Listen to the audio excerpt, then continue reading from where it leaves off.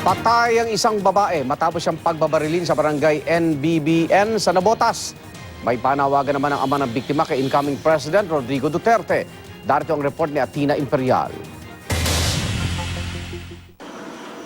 Pinagkaguluhan ng mga taga Navotas Fishport Complex ang babaeng ito matapos itong barilin sa Palengke Street sa barangay NBBN. Kinilala ang 27 anyos na biktima na si Rochelle Torres, taga Santa Cruz, Maynila. Isang tama ng bala sa ulo ang kumitil sa buhay ng biktima. Kwento ng tatay ng biktima, kasama raw ni Rochelle ang kasintahan nito at isa pang babae nang pumunta sa punduhan. Natutulog na nga raw ito nang tumawag ang kasintahan. Merong emergency raw. Ito si Rochelle. Si Rochelle nga ho, naparil nga raw siya ng botas. Ngayon lang siya napunta rito eh. Tataka nga ako bakit siya napunta siya rito.